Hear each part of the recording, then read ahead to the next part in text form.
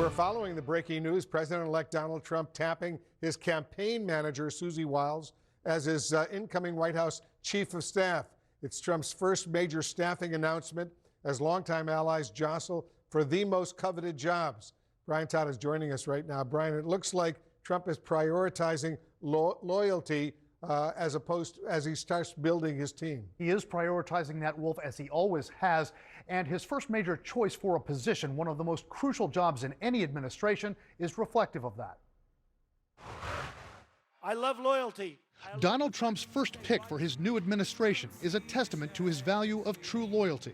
Susie likes to stay in the background. She's not in the background. Susie Wiles, Trump's co-campaign manager for 2024, who's just been named White House chief of staff, is called, quote, tough, smart, and innovative by her boss, and has been praised for running an efficient campaign. You want somebody, ideally, who knows you, who understands you, who can give you good advice, but who can also implement well, who can carry out directions. And she seems to be that type of person. A source says Wiles told Trump she would only take the job if she could have more control over who could reach him in the Oval Office. Hello, everybody. As for the public face of the Trump administration, Caroline Leavitt, who was Trump's campaign spokeswoman, is said to be in strong consideration for the significant job of White House press secretary. For the position of Attorney General, one of the most sensitive, important jobs in any administration, and one that Trump might use to go after his enemies, a name being floated is Ken Paxton, Texas's Attorney General. I'd like to open a betting pool as to how many days, not weeks, months, or years, it will take for Ken Paxton to start doing very controversial things that even Trump won't like. Like Trump, Paxton has been both indicted and impeached. Paxton was acquitted by the Texas State Senate for alleged retribution against whistleblowers, interference in federal investigations, and inappropriate favors done for donors. For Secretary of State, a key national security position, Trump's reportedly thinking of Florida Senator Marco Rubio, who's hawkish toward China and was a finalist to be Trump's running mate. I think most people think that would be a responsible choice. It would be somebody who does know international relations, who has been around these issues now ever since he got into the Senate. But what to do with Robert Kennedy Jr.? Trump's promised him a top public health position. But Trump advisors tell CNN Kennedy's already caused headaches for the Trump team, like an interview he did with MSNBC just hours after Trump's victory speech. There are entire departments, like the nutrition departments at FDA, that have to go. RFK Jr., if he has the president's ear, could put in place anti-vaxxers, anti-fluoride people above scientists. Meanwhile, regarding billionaire Elon Musk, who might lead a team in the Trump administration that's dedicated to cutting the size and budget of the federal government, a source familiar with the conversations around Musk tells CNN it seems unlikely that he would want a full-time government position, given what that would mean for the companies he owns, X, Tesla, and SpaceX. Wolf, we'll see what happens with Elon Musk. Richest man in the world. All right, thanks very much, Brian Todd. Our political experts are here with me in the Situation Room, and Jeff Zeleny. The choice of Susie Wiles to become the White House chief of staff. She's the campaign manager. She did very well, very impressive. What does it signal? It signals that the president-elect is ready to get started, and he knows his way around the job this time around considerably more than 4 years ago. 4 years ago when he was, or 8 years ago, excuse me, when he was being elected, he was coming from private business, from Trump Tower. Now he'll be coming into the Oval Office. He knows what he wants. He knows the people around him. And Susie Wiles is sort of a singular figure, I would say, in the former president's and president-elect's rise. I cannot think of a person who has had as much discipline. She has respect both inside and outside. She's someone who has not worked directly in Washington. She has a lot of long-standing Washington relationships at several firms in town, as Brian knows well, but she also has goodwill. But she will be the first female chief of staff. I think that is something that sends a message and a signal. But our Steve Contorno had some good reporting earlier. He said she had a couple demands, and one was this: the clown car can't come into the White House at will, and he agrees with her, a source close to the president-elect says. So that signifies that Susie Wiles is going to try and keep a level of discipline, and that she has some, her own explanation for that. She allows Trump to be Trump, but she also keeps some outsiders at bay. But the chief of staff is so important in setting the agenda and keeping things going. As we all know, it's just about 10 or 12 steps or so from the Oval Office. It has a a corner office in the West Wing. It's important in terms of proximity and power. It's very important I indeed. think it's really important that she set out these parameters and said in advance, you know, I will do this, but I have to be able to control access. And this was a problem that other chiefs of staff, most notably Kelly, complained about because Trump had this open door policy and anybody could just wander in. And I think it shows a certain amount of discipline that she's going to try and enact inside the White House. Brian Lanza, you worked with Susie Wiles. You know her. Give us a sense. What does this say to you? Best in class. I mean, Donald Trump made a decision. He's going to choose best in class, and Susie Wiles is best in class. You said it right, continuity. You're going to have continuity in the campaign, and now you're going to have continuity in the administration. I think Trump made the best decision for himself, you know, the best decision for a party and for the country. Susie knows how to execute, and that's the most important thing that President Trump wants. He doesn't want a lot of people talking. He wants people executing, and she knows how to execute as well. She knows that she has a tremendous amount of relationships here in Washington, D.C. She has the trust of the president. She has the trust of campaign staff. A lot of us would walk through fire for her, and we're excited she has it. And I do like to point out, you know, she's a woman. You know, my daughter can now have an example of a woman hitting a position of power like this, and I think that's a good thing for this country. Let's talk about what's going on another key issue. Amisha Cross is with us as well. Trump said today that his proposal for mass deportation of undocumented immigrants will have, in his words, and I'm quoting him now, no price tag. What does that suggest to you about this massive effort that he's about to undertake?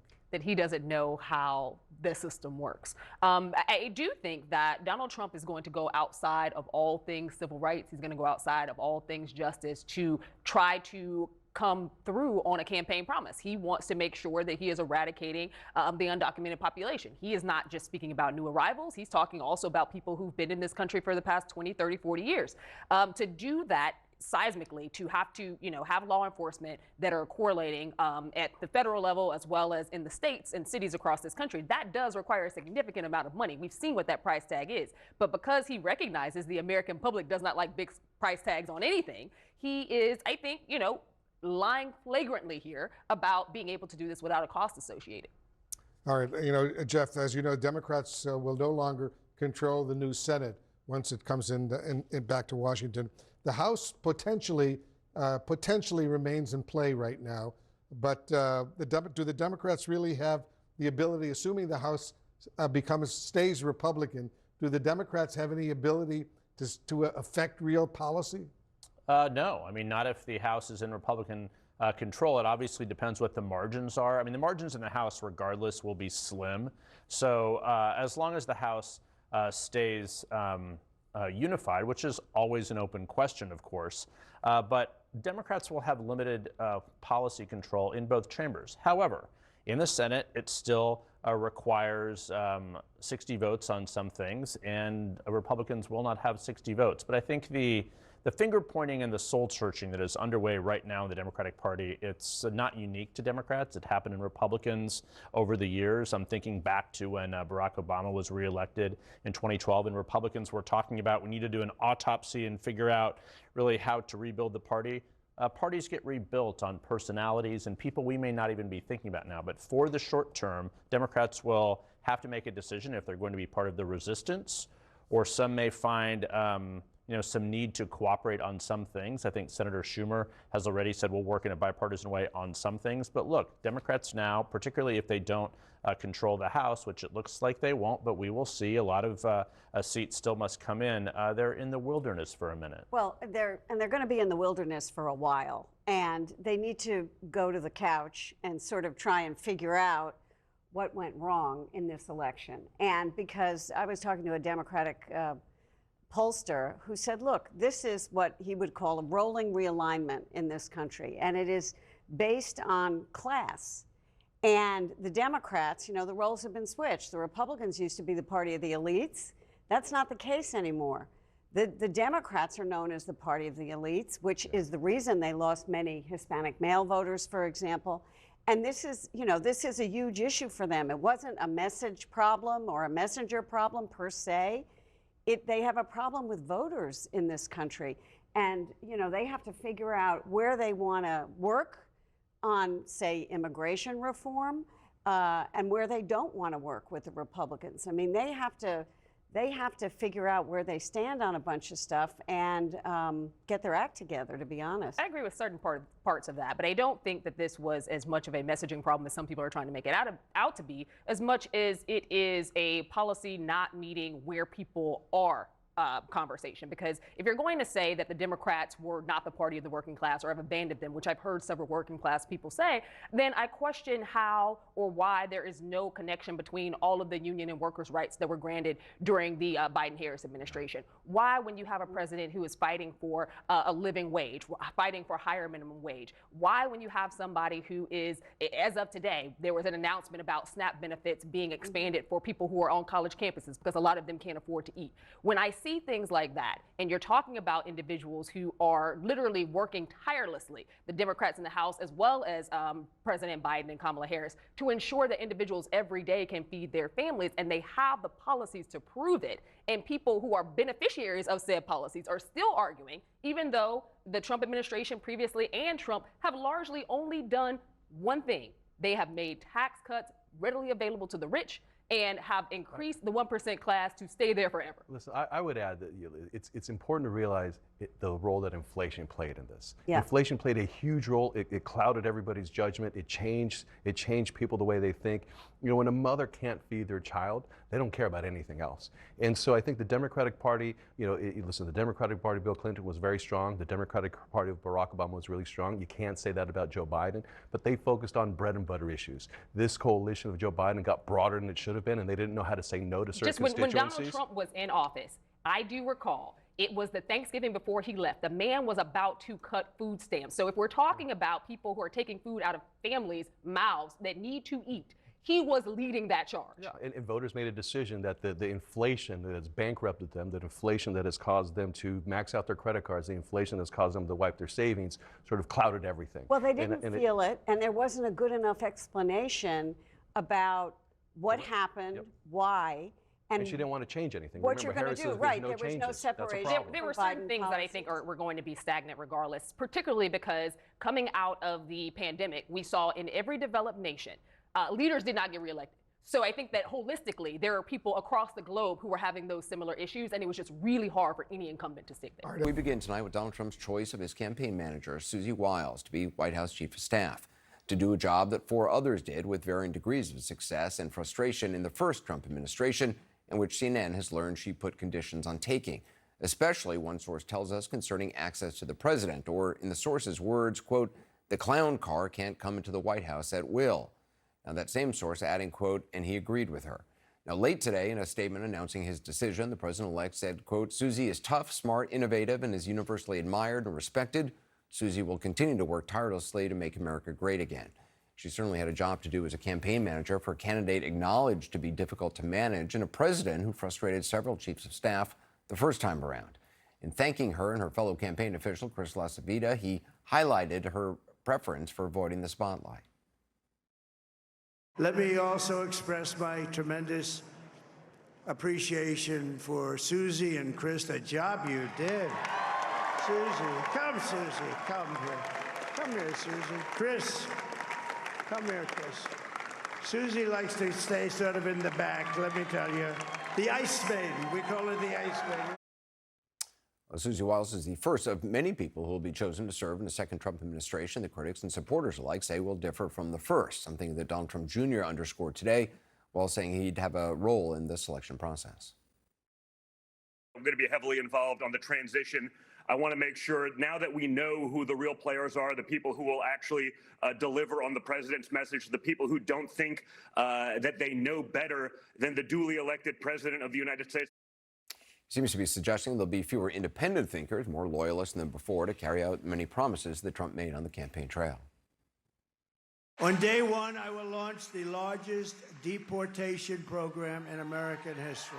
And if these companies don't make their products here, then they will be paying a stiff tariff when they send their products into the United States for the privilege of competing with our workers and our now protected companies. I will end the war in Ukraine. I will stop the chaos in the Middle East, and I will prevent World War III from happening. We will build a missile defense shield massively We were going to build the greatest, the biggest missile defense shield. We're going to protect kids in America. And we're going to get men out of women's sports in America. Bobby Kennedy, Robert F. Kennedy Jr., RFK Jr., and he's going to work, and he's very strong on, you know, the pesticides and all of the different things. We'll talk more tonight about how he plans to deliver on some of that and some of the repercussions if he does, especially from his deportation plans. First, though, more on the Chief of Staff appointment as CNN's Kristen Holmes. So what should people know about Susie Wiles?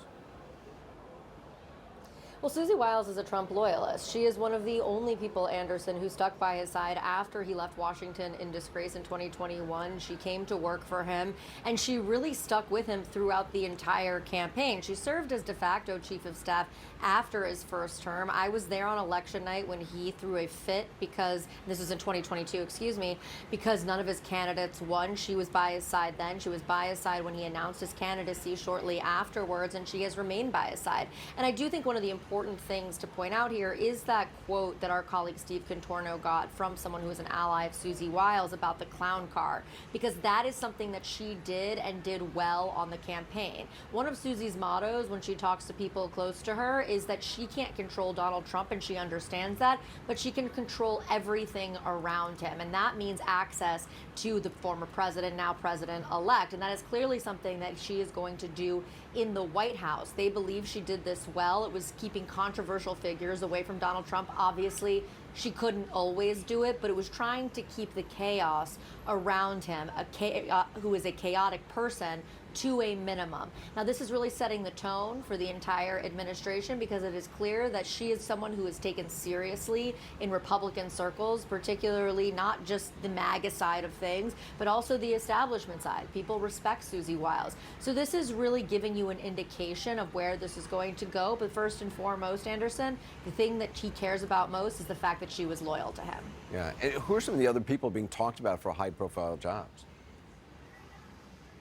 Yeah, there's quite a long list here, and again, I want to just make sure that we are being clear that there's going to be a lot of jockeying, and these positions are going to roll out. We know some of them might come as early as this week, but these names are just some of the names that are being floated around. So for Secretary of State, one big one, Senator Marco Rubio. This has been floating around since he didn't get vice president. One thing to note, Don Jr., top advisor to Donald Trump, his father, lashed out at Marco Rubio, had some really nasty things to say when he was up for vice president. So we'll see how that plays out. Next, Attorney General, which is going to be one of the most important positions in Donald Trump's administration because Donald Trump wants to control the Justice Department. Ken Paxton, the Texas Attorney General, is on that list. Mike Lee also on that list. I also want to add one name we don't have on this one, but it's John Ratcliffe, the former Director of National Intelligence. These are all names floating around.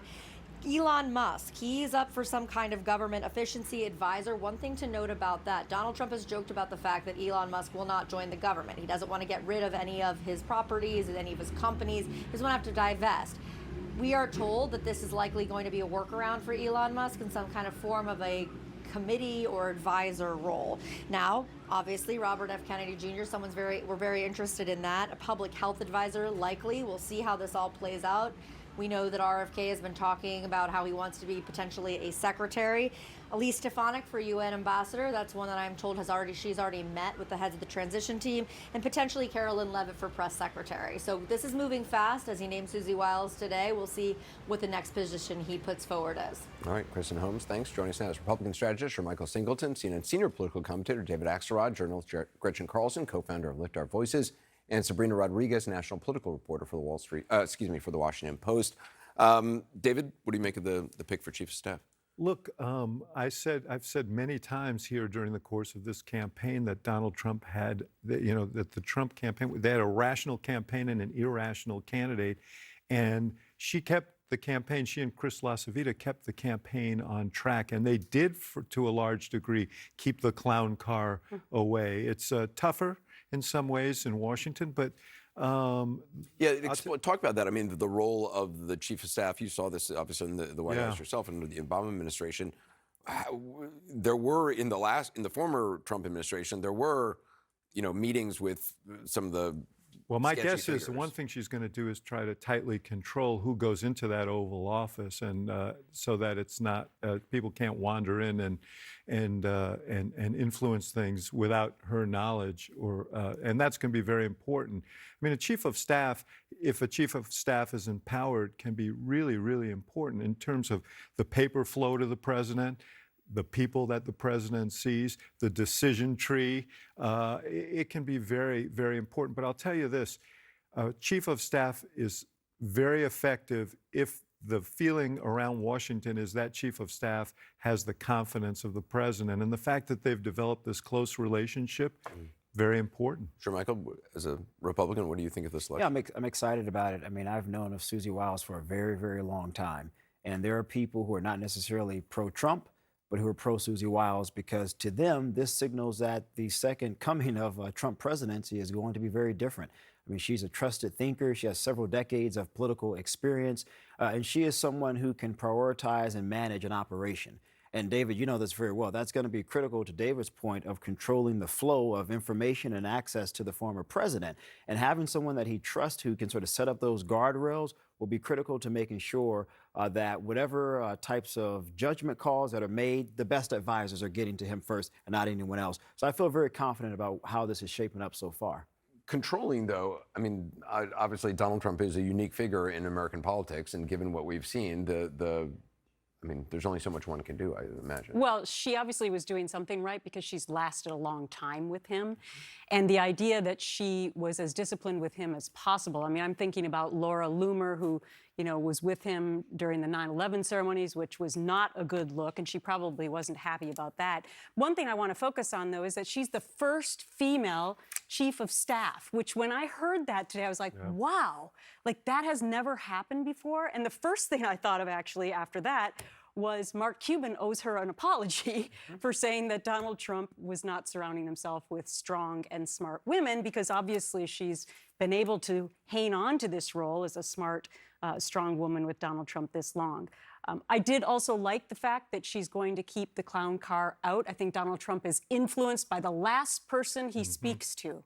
And so that's really important. And I also thought about the fact that he brought in Corey Lewandowski this past summer, and I'm sure she didn't like that as well, because the talk at that time was maybe she's going to be on the way out and Corey Lewandowski is going to be higher up. So I think this is, you know, well-deserved role for her. Sabrina, you've followed the campaign obviously very well. I think it's, for me, what's going to be interesting is seeing voter reactions to this. I think voters are less concerned about who exactly are the people that are going to be executing the policy. What they want to see is Donald Trump come into office on day one and do the things that he promised he was going to do. And a lot of these things are very lofty, ambitious plans. I mean, to execute the largest mass deportation effort in U.S. history is going to require a lot of coordination. And we know from, you know, extensive reporting that behind the scenes, Trump allies have been planning for this for a while. So really, it's a question of watching him set up things in the next few months to be able to start implementing those things on day one. In terms of selecting people, David, in a new administration, what is that process generally like?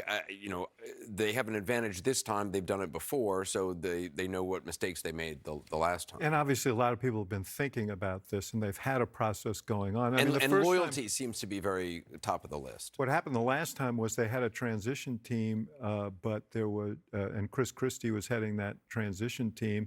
He had differences, or Jared Kushner had differences with him, and took his transition report and threw it in the garbage. It was obviously this it's a little more orderly, and now that she's empowered as the chief of staff, you'd think that she is going to play an even larger role in this. One thing we should mention, this will mean nothing to you, Anderson, but a lot of people will know this. Pat Summerall was her father, who was a great football player and kicker and broadcaster. So she's been around blocking and tackling all her life. That'll be useful. Is it, you know, sure, Michael, you heard Donald Trump Jr. saying he's going to be very involved in sort of looking over the vetting process, the hiring process. Loyalty, clearly, they feel that they had people around the president, then President Trump, the last time, who were trying to kind of control his impulses. It seems like they don't want that same type of person I mean, around. I think Susie Wiles is going to try to do a little bit of that. But I think, look, he's the president. You want individuals who are going to serve the president and serve him well. I was a part of the transition team in 2016 when Dr. Carson went to HUD. I'm very familiar with that process. And, you know, you have some good people. You don't have some not so good people, I suppose. I got a feeling this time, though, Anderson, looking at some of the names we've seen suggested for some of those key roles, this is going to be different. And you saw Sabrina talk about the mass immigration. How are you going to execute that? You need people that are going to be able to do it and do it well. What is that going to look like? Who are you choosing? I mean, there are a lot of complexities there. And I think if you're looking at this from Trump's perspective, you're looking at the first 60 to 90 days, not only immigration, but also the economy. What is that going to look like? What's going to be the focus there? So I think it's not necessarily about finding people who are uber loyal to the president, but loyal to trying to bring to fruition his ideas for the American people. And I think that this time around, you know, he's going to win the popular vote. And so I think that he feels like his mandate, he has more power in his mandate, thinking that a majority of the American citizens want him to do what he campaigned on. Whether or not that's true to the 46% other who didn't vote for him, that's another story. But I think that he's going to take control in a different way this time. He didn't understand Washington, D.C. when he came in 2016. So he brought in people who understood it better than he did, and he clashed with a lot of those people. It's also, Sabrina, interesting to see what role, Vice President Vance will have in this administration. Obviously, when you're running, you see the vice president out campaigning a lot. As we saw when Biden took office, Vice President Harris sort of disappeared from public view for a long time. Yeah, I think it's an open question at this point how involved Vance is going to be or what exactly Donald Trump will want to see him doing. I mean, if it's going to be having Vance out touting, you know, what Trump is doing in those first days and really being a cheerleader for Donald Trump, I think we'll see some of J.D. Vance. If J.D. Vance goes off script and gives some different messaging around how things are going to be executed, I think he'll be in a more behind the scenes role and sort of what we expect from vice presidents often.